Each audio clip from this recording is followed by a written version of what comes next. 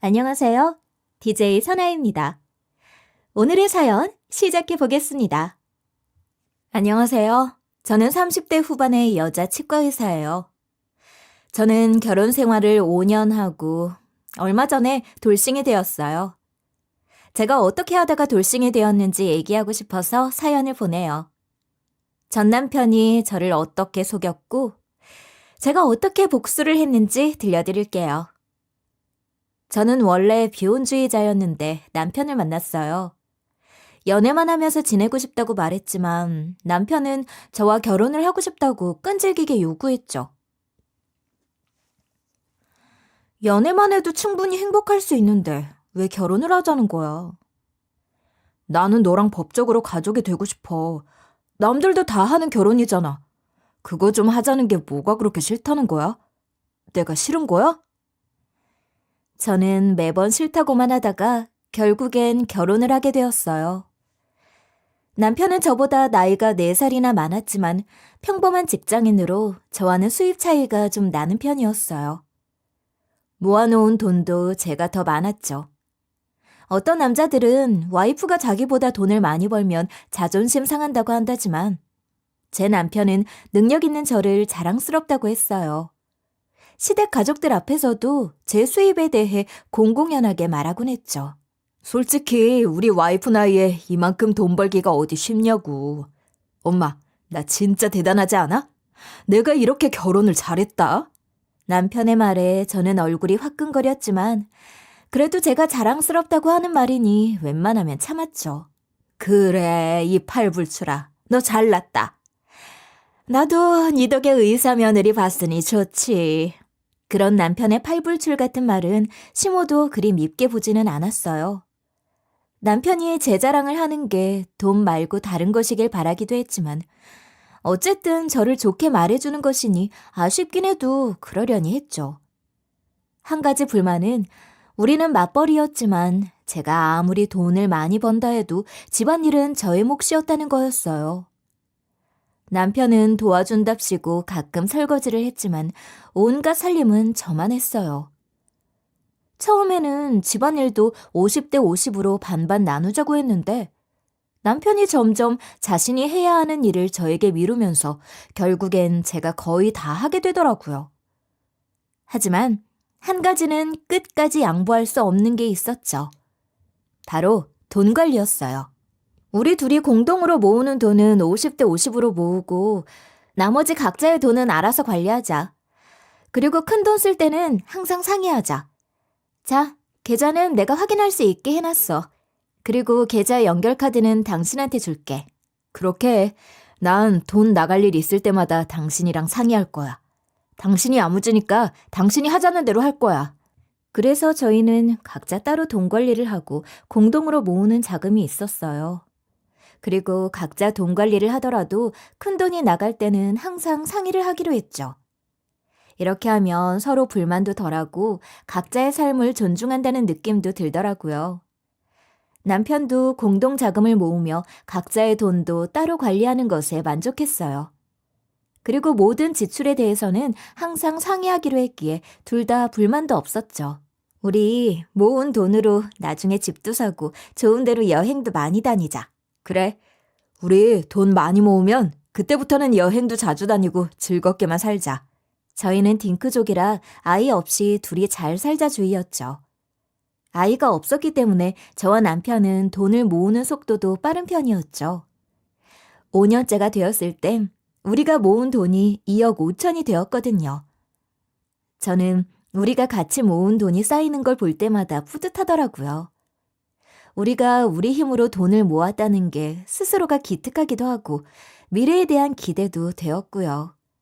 앞으로 좋은 일만 있을 것 같았어요. 남편과 저는 결혼 5년이 다 되도록 돈 문제에 관련해서는 크게 갈등이 없었어요. 제 동생이 결혼하기로 했다는 소식을 듣기 전까지는요. 저와 남편에게는 각자 여동생이 있어요. 제 동생과 신우는 동갑이고요. 남편이 신우이와 사이가 좋았던 것만큼 저도 여동생과 사이가 아주 좋았죠. 내 동생 전에 만나던 그 사람이랑 결혼할 거래. 얼마 전에 상견례 자리에서 날까지 잡았대. 아, 그래? 잘 됐네. 근데 만난 지 얼마 안 된 것 같은데 좀 빨리 결혼하는 것 같네. 그런 제 동생이 결혼을 한다고 하더라고요. 저는 동생의 결혼을 축하해주기 위해 좋은 침대와 가구 몇 가지를 사주고 싶었는데 남편은 전혀 그럴 생각이 없었다는 것이 갈등의 시작이었어요. 당시에 신우는 만나는 사람도 없었는데 제 동생이 좋은 남자를 만나 결혼을 한다고 하니 남편은 질투 아닌 질투를 느꼈던 것 같아요.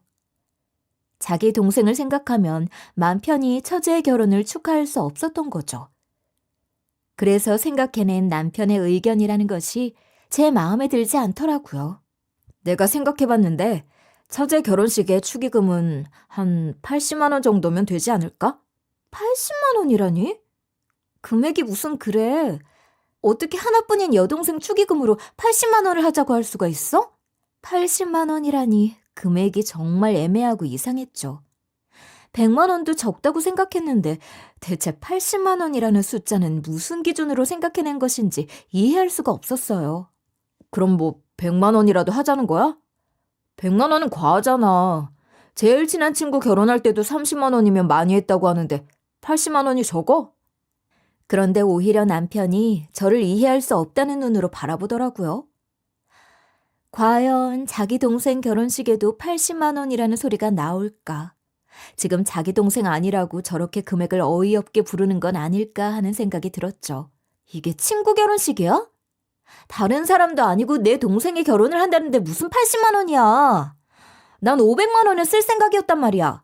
저는 돈을 쓸 때는 써야 한다고 생각하는 편이고 통도 큰 편인데 남편은 돈 쓰는 거에 인색한 편이었죠. 그런 저희의 성향 차이가 여동생의 축의금 문제로 크게 부딪힌 거였어요. 500만 원? 아, 당신이 무슨 재벌이야? 무슨 축의금으로 500만 원을 써? 그건 말이 안 되지. 제가 500만 원을 얘기했더니 남편이 펄쩍 뛰더라고요.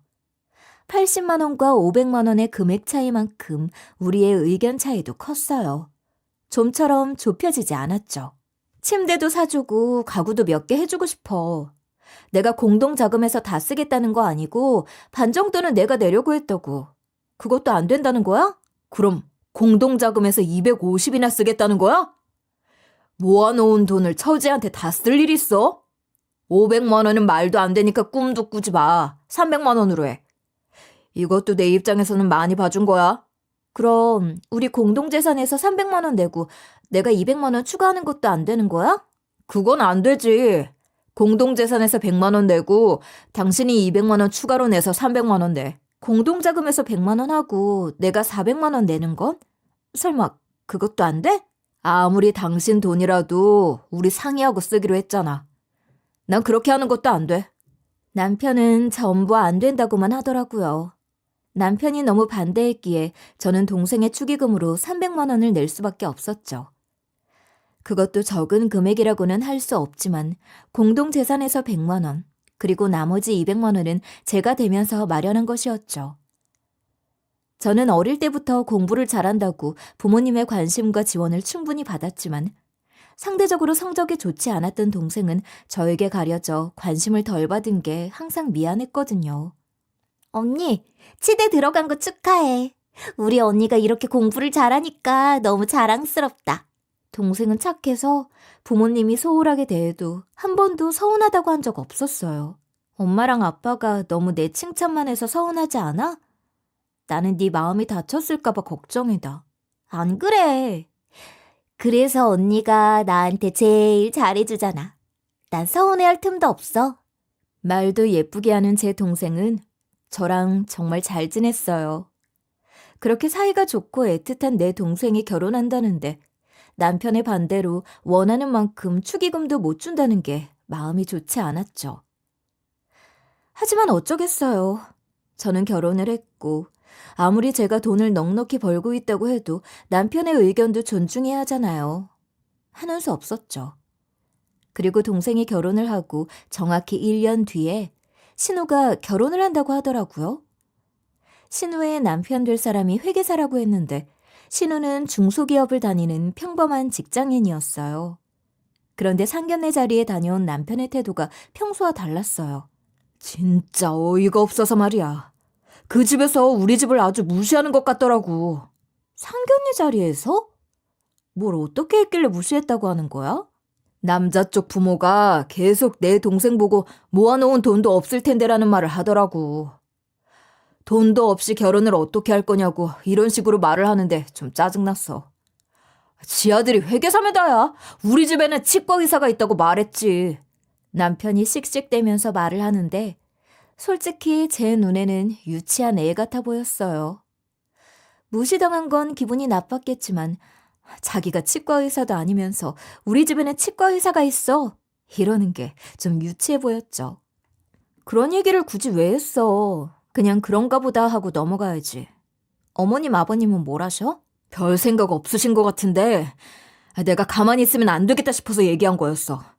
남편은 화가 가라앉지 않는지 계속 씩씩대더라고요. 당신이 뭘 어쩌게. 그나저나 이번에 아가씨 결혼할 때도 축의금으로 300만 원 하면 되는 거지? 저는 당연히 제 동생의 결혼식 때 했던 축의금과 같은 금액으로 남편에게 물었죠. 그 정도면 되지 뭐. 아무래도 그렇게 하는 게 맞겠지? 그렇게 하자. 그렇게 대답하는 남편의 반응이 묘하게 떨떠름했어요. 뭔가 마음에 들지 않는 눈치였죠. 하지만 남편이 저에게 뭐라고 할 수 있겠어요? 자기가 해놓은 말이 있잖아요. 남편 입장에서는 제가 시누이의 축의금으로 80만 원을 내자고 하지 않은 게 다행이라고 생각해야죠. 남편이 혹시라도 더 많이 내려고 했으면 저는 할 말이 많았거든요. 어쨌든 남편은 축의금에 대해서는 더 얘기하지 않더라고요. 남편은 저에게 신우 결혼에 돈을 더 써야 할 것 같다는 말은 일체 하지 않았어요. 그러니 저도 당연히 그렇게 넘어가나 보다 했죠. 그 일이 있고 몇 달이 지나서 시모의 칠순이 가까워졌어요. 어머님 칠순은 어떻게 할까? 럭셔리한 여행을 보내드리는 게 좋을까? 아니면 원하는 거 쓰시라고 현금을 드리는 게 좋을까? 당신이 괜찮은 생각 있으면 좀 말해봐. 나는 현금이 나을 것 같은데? 한 500만 원 정도면 어떨 것 같아? 그래도 우리 엄마 칠순인데 그 정도는 해드리고 싶은데 너무 많은 것 같아? 남편이 눈치를 보면서 묻더라고요. 제가 동생에게 축의금으로 하고 싶었던 금액이었어요. 괜히 동생 생각이 났지만 저는 예전 일을 굳이 또 꺼내서 싸울 거리를 만들진 말자고 생각했죠. 그래, 여행을 보내드려도 그 정도는 들 거라고 예상했던 거니까 500만 원 해드리자. 나도 괜찮은 생각인 것 같아. 저는 쿨하게 그렇게 하자고 했죠. 저는 가족들에게 쓰는 돈은 전혀 아깝지 않았거든요. 시모도 저의 가족이라고 생각했기에 아깝지 않았죠. 그래서 시모의 칠순에 그 정도는 쓸 수 있다고 생각했어요. 그런데 며칠 뒤에 공동재산이 든 계좌를 확인했다가 500만 원이 그대로 빠져나간 것을 발견했죠. 어머님 칠순에 500만 원 쓰는 건 나쁘지 않은데 그래도 당신이 부부는 부담을 해야지 어떻게 500만 원 전부를 우리 공동재산에서 썼어. 저는 남편이 기분 나쁘지 않게 최대한 부드러운 톤으로 물었어요. 각자의 가족에게 돈을 쓸 일이 있을 땐 자기가 관리하는 돈에서 더 내는 것이 우리 사이에 암묵적으로 동의한 내용이었거든요. 하지만 돈 얘기를 하다가 한번 다툰 적이 있으니까 배려해서 조심스럽게 말을 꺼낸 거였어요. 그게 사실은 800만 원 썼어. 내 돈으로 300만 원 쓰고 공동재산에서 500만 원을 쓴 거야. 그럼 처음부터 800만 원 쓴다고 하면 되지. 왜 말은 500만 원이라고 하고 800만 원을 써? 다 쓰고 나서 내가 물으니까 대답하면 내가 어떻게 받아들여야 돼? 제가 돈을 쓰려고 할 때는 그렇게 말리더니 시모에게 돈을 쓸 때는 저와 상의한 것과 다르게 자기 마음대로 군 것이 서운하더라고요. 남편이 처음부터 제 동생에게 돈 나가는 것을 아끼지만 않았어도 저도 이렇게 계산적으로 굴진 않았을 거예요. 남편이 먼저 시작한 일이니 저도 가만히 있을 수는 없었죠. 좀 그럴 수도 있지. 왜 이렇게 예민하게 굴어? 네가 이런 식으로 나올 것 같아서 내가 말 안 하려고 했던 거야. 남편은 미안하다가 아니라 되게 짜증을 내면서 말을 하더라고요. 지금 그 태도가 뭐야? 내가 일부러 조심스럽게 말하면서 묻잖아. 지금 당신이 잘한 게 뭐가 있다고 말을 그런 식으로 해? 내가 엄마 칠순에 돈을 너무 많이 쓰면 당신이 기분 나빠할 것 같아서 그랬어. 제가 열을 내니까 그제서야 남편이 기죽은 목소리로 대답을 하더라고요. 돈 많이 쓴 것보다 나한테 똑바로 말하지 않은 게 더 기분 나쁜 일이야. 항상 상의하기로 했잖아. 상의한 것과 다르게 돈을 쓰면 상의한 게 무슨 의미가 있어? 미안해. 내가 생각이 짧았어. 나도 말하려고 했는데 당신 눈치가 보여서 말하기 어려웠어. 남편은 곧바로 미안하다는 말부터 했어요. 그래. 솔직히 내 동생 결혼할 때 축의금으로 80만 원 하자더니 어머님 칠순에는 800만 원 썼다고 하니까 좀 황당하긴 해. 내 동생 결혼할 때 당신이 너무 인색했던 거 이제 알겠어? 저는 동생 축의금으로 80만 원을 내겠다던 남편의 말이 떠올라서 800만 원이라는 금액에 속이 부글부글 끓었죠. 내가 그때도 생각이 짧았던 것 같아. 미안해. 지금 생각해보니까 처제한테도 미안해. 다시는 이런 일로 거짓말하지 않을게. 앞으로는 조심할게. 남편은 자신이 인색했다고 순순히 인정하더라고요. 그리고 앞으로는 거짓말도 하지 않겠다고 말하니 저도 더는 싸우고 싶지 않더라고요. 그 일은 거기서 일단락이 되었죠. 그리고 시모의 칠순날이 되었죠. 신우이의 결혼 한 달 전이었어요. 시댁 식구들과 가까운 친척들이 모이는 자리였는데 시모는 몹시 들떠있는 게 기분이 좋아 보였죠. 먹을거리도 많았고 모두가 모여서 시모의 칠순을 축하해주니 시모는 주인공으로서의 기분을 만끽하는 중이었어요.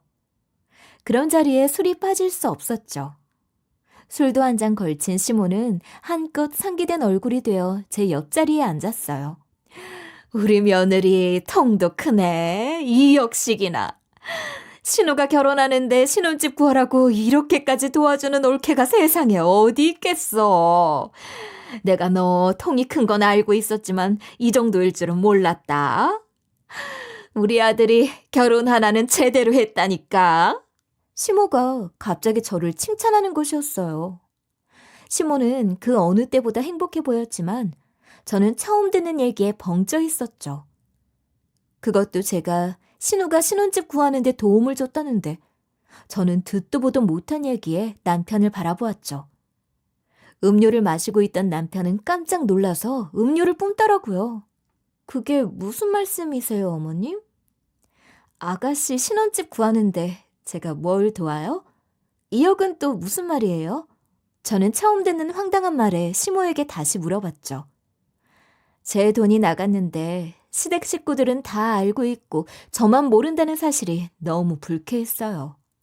엄마, 잠깐만 그건 나중에 얘기해. 엄마 칠순인데 왜 딴 얘기를 해? 오늘은 엄마가 주인공이니까 딴 얘기하지 말고 엄마 얘기만 하자. 남편이 헛기침 소리를 일부러 크게 내면서 시모의 말을 급하게 막으려고 하더라고요.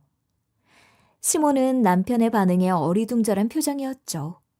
제가 왜 저러지? 하는 얼굴로 남편의 얼굴을 보았지만 술을 한 잔 걸친 시모는 남편의 반응을 크게 신경 쓰지는 않는 눈치였어요. 아니요, 어머님, 말씀해 주세요. 저희도 아는 얘기인데 제가 못 들을 얘기가 어디 있어요? 남편은 필사적으로 시모의 입을 막으려고 했지만 저는 무슨 얘기인지 꼭 알아야겠더라고요. 아니, 나는 네가 우리 딸 결혼하는데 신혼집 구하라고 쓰라고 2억이나 지원을 해줬다고 하길래 그게 너한테 너무 고마워서 그랬지.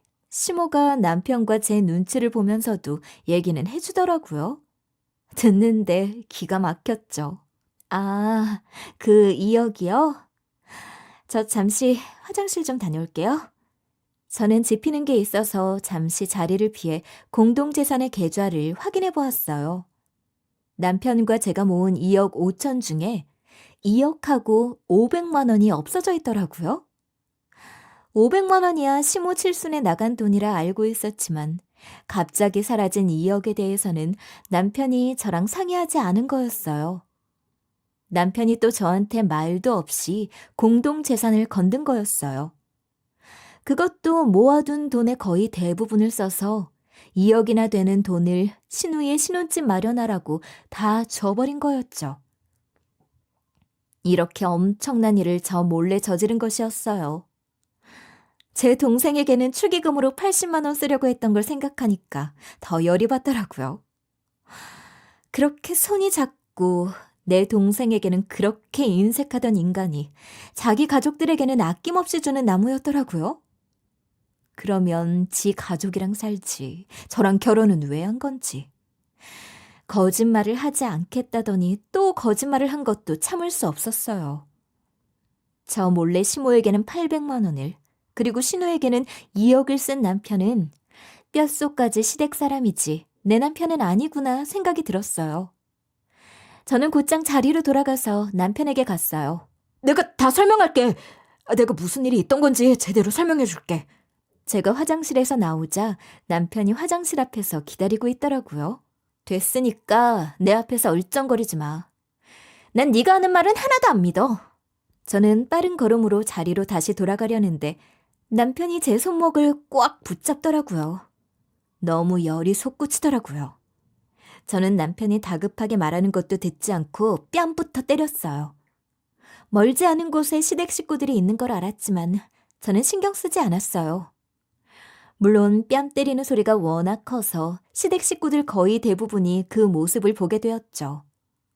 시댁 식구들 다 있는 자리에서 뺨을 때렸으니 당연히 다들 놀라 자빠졌어요. 제가 그렇게 공개적으로 남편의 뺨을 때린 건 사람들이 모두 있는 이 자리에서 남편과 끝내겠다는 뜻이기도 했어요. 너는 내 돈 때문에 나랑 결혼한 거야? 네가 내 남편이 맞기는 해? 이럴 거면 결혼하지 말고 평생 효도만 하면서 살지. 나랑 결혼은 대체 왜 한 거야? 돈 같이 모아서 크게 효도하고 싶어서 그랬냐? 호구도 잡았겠다. 오빠 노릇 제대로 해주니까 기분이 좋던? 제가 버럭 소리를 지르자 주변이 아주 고요해졌어요. 다들 말릴 생각도 못하고 놀래서 저와 남편을 쳐다보더라고요. 남편의 얼굴은 아주 붉어져 있었어요. 내가 해명한다고 했잖아. 다 얘기해 준다고. 일단 진정하고 이따 집에 가서 얘기해. 남편이 짜증스럽다는 듯한 목소리로 말을 하더라고요. 제가 사람들 많은 데서 소리를 지르니 창피한 모양인데 더 창피할 게 따로 있다는 건 모르는 것 같았어요. 해명 같은 거 필요 없어. 네가 하는 말 더는 듣고 싶지도 않고 너랑 나랑은 끝이야. 이혼할 거니까 그런 줄 알아. 저는 그대로 자리를 박차고 나왔어요. 결과적으로 시모의 칠순을 제대로 망치고 나온 거였죠. 하지만 전혀 미안하거나 후회스럽지 않았어요. 솔직히 그러고 나서도 화가 덜 풀려 있었거든요. 아무리 생각해도 남편에게 이용만 당한 것 같은 기분이었어요. 그리고 다음 날 저는 더 기가 막히는 얘기를 듣게 되었어요. 일을 하다가 잠깐 틈이 난 사이에 시모의 전화를 받게 되었어요. 저는 별 얘기를 다 들을 마음의 준비가 되어 있었죠. 하지만 조용히 듣고만 있을 생각은 아니었어요. 너 어떻게 그럴 수가 있니? 다른 날도 아니고 내 칠순에 어떻게 내 아들 뺨을 때려? 내가 그 생각만 하면 아직도 심장이 벌렁거린다. 아니 네가 치과 의사면 치과 의사지 왜 내 아들을 그렇게 잡아? 평소에는 어떻게 하는지 안 봐도 아주 뻔하다. 그럴만 하니까 그런 거겠죠. 잘 알지도 못하시면서 쉽게 말하지 마세요. 너 시댁에 돈 쓰는 게 그렇게 아까워서 그러니? 2억 해주는 건 네가 하겠다고 해놓고 어제 그건 뭐 하는 짓이야? 제가 해주겠다고 했다고요? 남편이 그렇게 말하던가요? 그 큰 돈을 제가 해주고 싶다고 했다고? 그럼 아니야? 아이고, 너 진짜 웃긴다. 네 시아버지 차 새로 뽑아줄 때는 그저 시원시원하게 돈 쓰더니 왜 이번 일은 그렇게 난리를 치는 거야? 넌 시댁에 잘 보이고 싶어서 돈 쓰는 거라며. 차라뇨? 그건 또 무슨 소리예요? 남편이 차도 사드렸어요? 그것도 제가 시댁에 잘 보이고 싶어서 돈을 쓰는 거라고요? 얘기 듣다 보니까 제가 어제 한 짓이 정말 잘한 짓이었네요. 별 얘기를 다 들을 마음의 준비가 되어 있다고 생각했는데 시모의 입에서 나온 말은 상상 이상의 것이었어요.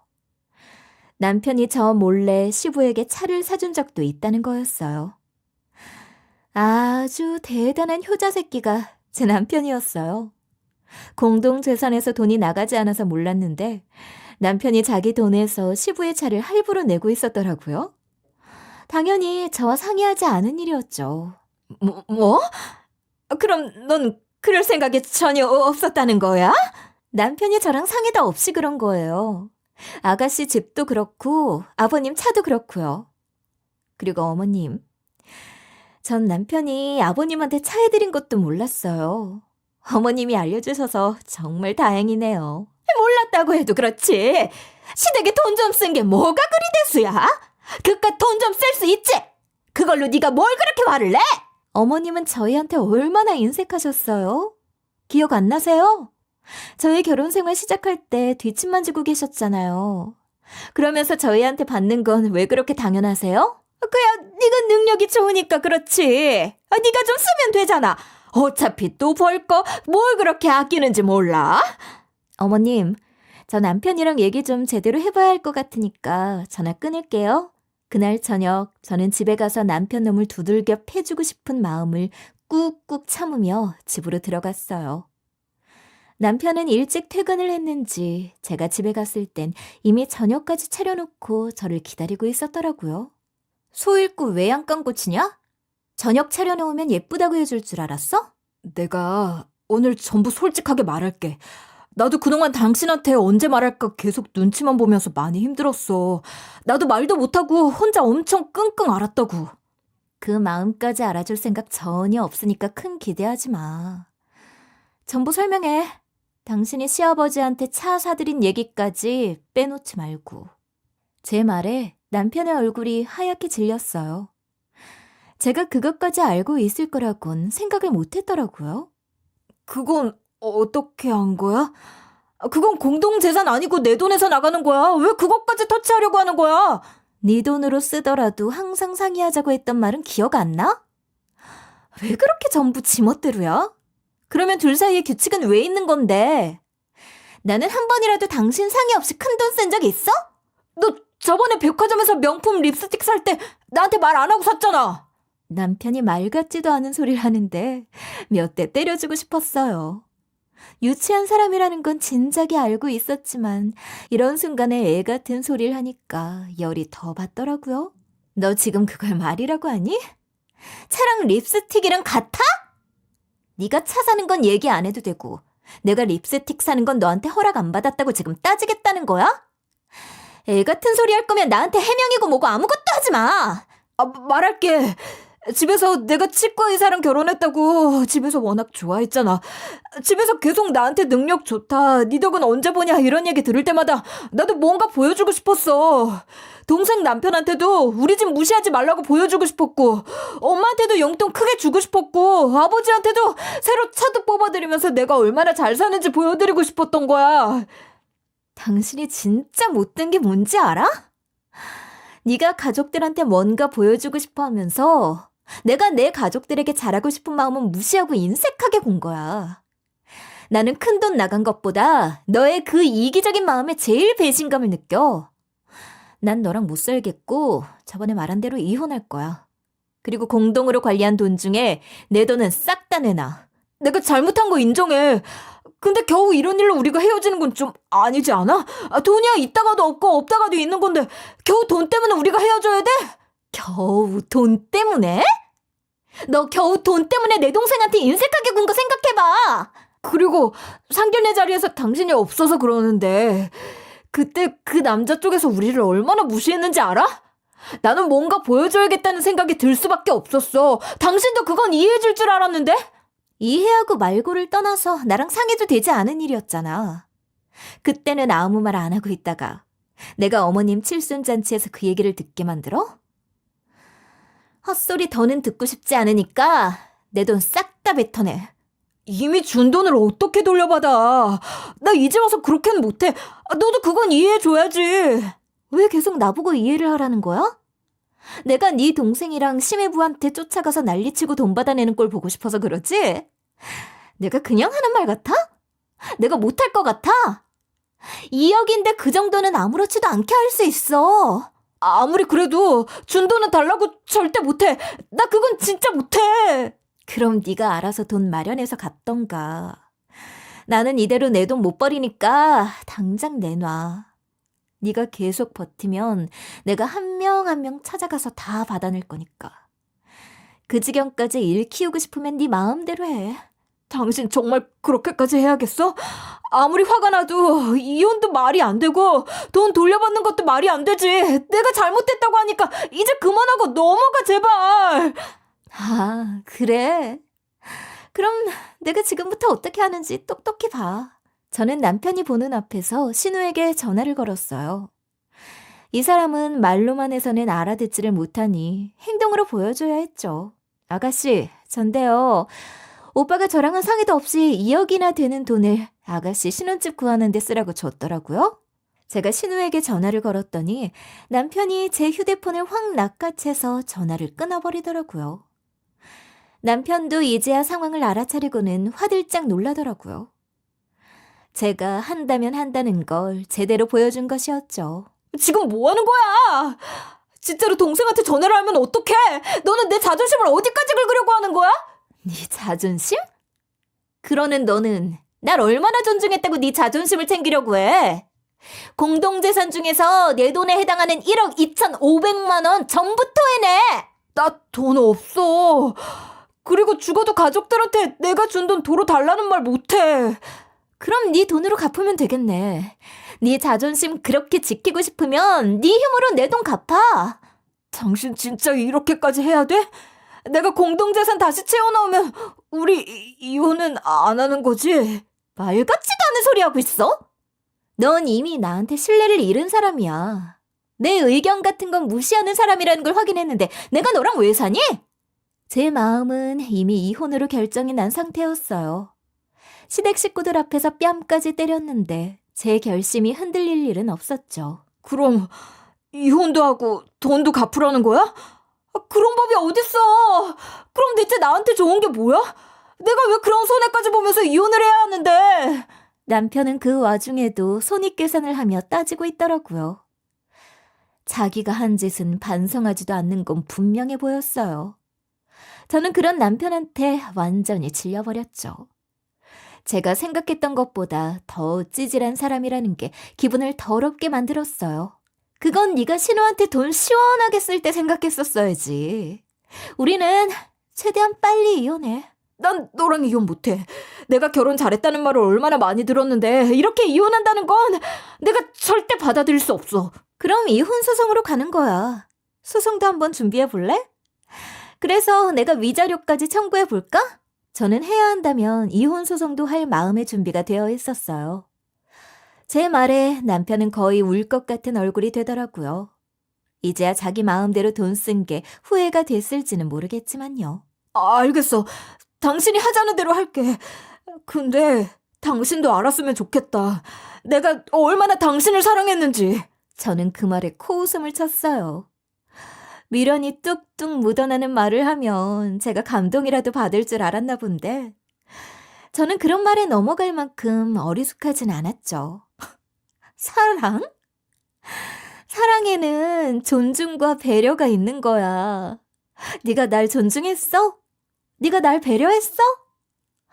그리고 난 이제 너 사랑하지 않아. 지금 내 머릿속에는 언제 이혼하나 그 생각밖에 없어. 그날부터 저희는 바로 별거를 시작했어요. 남편은 며칠 뒤에 제가 말한 금액을 보냈더라고요.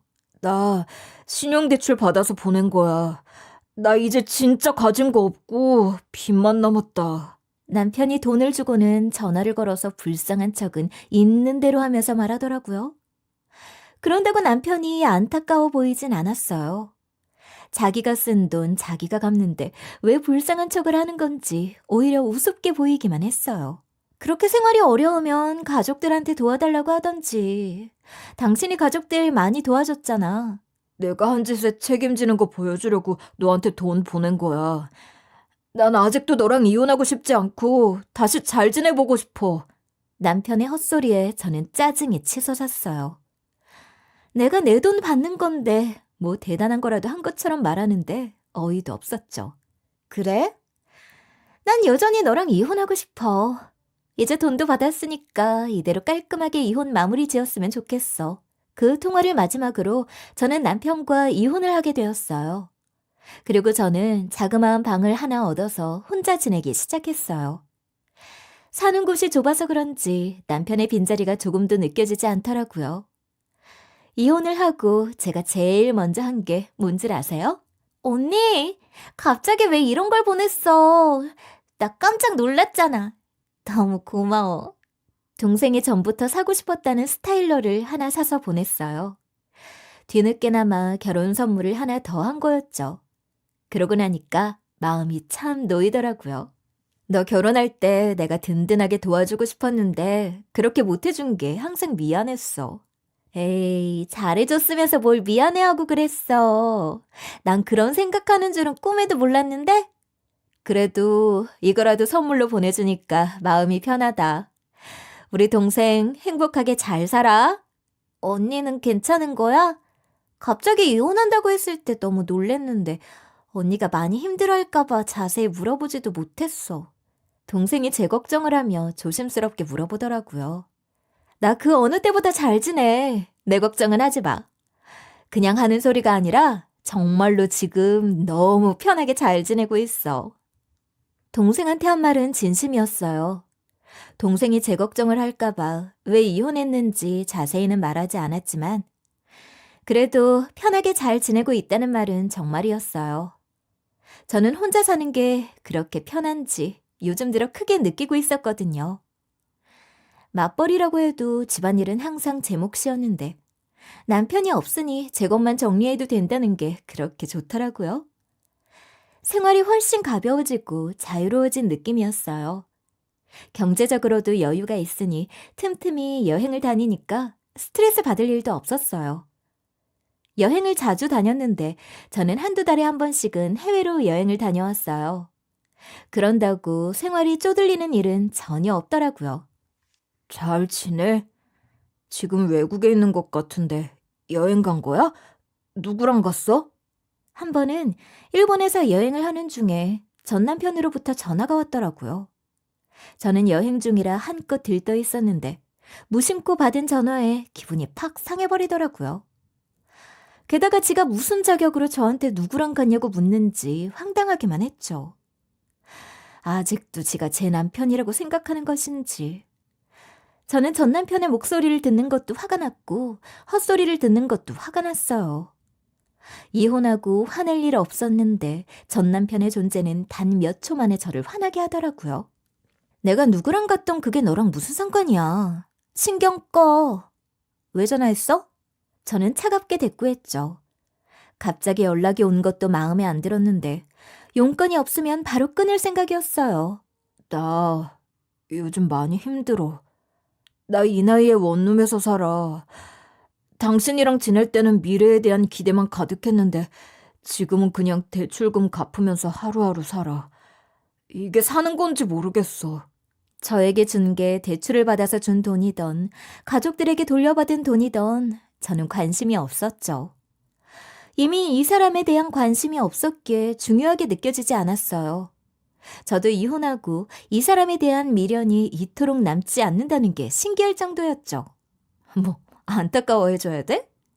그걸 나한테 말해서 뭐 어쩌라는 건데. 부모님이랑 동생한테 도와달라고 말했더니 다들 못해주겠다고 하더라. 자존심 다 버리고 부탁했는데 나 도와주려는 사람이 아무도 없어. 내가 당신이랑 상의하지 않고 내 마음대로 돈 쓴 거 이렇게 벌받나 봐. 조금은 예상했던 일이었어요. 시댁 식구들이 그동안 남편에게 받은 게 많다고 남편이 어려울 때 도우려고 할 것 같진 않았죠. 남편의 인색함이 어디서 왔겠어요? 다 보고 자란 거겠죠. 남편이 가족들에게 돈을 쓴 건 자기가 돈 많다고 허세를 부리기 위한 거였지 정말로 도울 마음이 있거나 하는 사람은 아니었거든요. 전 시댁도 누굴 도울 마음은 없었을 거예요. 그러고도 남을 사람들이었죠. 그건 당신이 알아서 할 일이니까 나한테 세세히 말할 필요 없어. 나 지금 여행 중인데 이런 전화 받는 거 되게 불쾌하다. 너는 내 돈 가져가서 팔자도 좋다. 외국으로 여행도 다니고 외롭진 않아? 아, 거기서 남자라도 꼬시고 있는 건가? 전 남편은 자신의 불쌍한 척이 통하지 않자 비아냥을 대더라고요. 인내심이 금방 한계에 다다랐어요. 비아냥 될 거면 전화 끊어.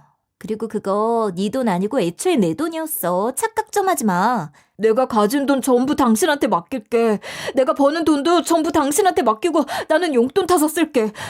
우리 다시 합치면 안 될까? 제가 전화를 끊을까봐 전 남편이 다급하게 말하더라고요. 다시 합치자는 말이 어찌나 지긋지긋하게 느껴지는지, 왜 끝났다는 사실을 받아들이지 못하는 것인지 멍청한 전 남편에게 화가 났어요. 아니, 대체 왜 그렇게까지 하면서 나랑 다시 합치고 싶은 건데? 지금 이렇게 사는 거 나 너무 불행해. 당신이랑 살 때가 제일 편하고 행복했어. 나 지금은 진짜 너무 비참하기만 하다. 네 생각이 너무 많이 나. 내가 잘못한 것도 반성 많이 했어. 제발 내 마음 좀 알아주라. 지금 와서 반성했다고 하면 너무 늦었지. 그리고 내가 너 구원해주자고 다시 합쳐야겠니? 말 같지도 않은 소리를 하고 있어. 네가 그동안 편하고 행복했던 건 네 맘대로 돈 쓰고 집안일은 내가 다 해줬기 때문이야. 나는 요즘 이보다 행복할 수가 없어. 헤어지니까 너무 편하고 좋아. 넌 나한테 남은 정도 없어? 넌 내 생각 정말로 안 해? 우리 집도 사고 여행도 다니자고 했던 말 기억 안 나? 난 요즘도 그때 생각하면 겨우 웃어. 너 지금 혼자 여행하는 거 외롭잖아. 내가 네 곁에 같이 있어주고 싶다고. 내가 솔직히 말해줄까? 나 솔직히 말하면 너랑 결혼 생활하면서 그렇게 나쁘지는 않았었는데 마지막에 그 일로 완전히 정 떨어졌어. 그래서 좋았던 것도 별로 기억이 안 나. 그립지도 않고 그냥 이렇게 편하게 혼자 사는 게 너무 좋아. 아, 그리고 오해할까봐 덧붙여 말하면 나 외로운 건 전혀 없어. 내가 다른 여자랑 연애라도 한다 해도 괜찮을 것 같아? 질투 안 나? 나 솔직히 네가 다른 남자랑 여행 갔을까봐 미치겠어. 남편이 정말 지겹게 늘어지더라고요. 점점 통화가 길어지니까 짜증만 났어요. 솔직히 전 남편이 다른 여자를 만나든 말든 저는 그런 걸 생각할 겨를이 없었어요.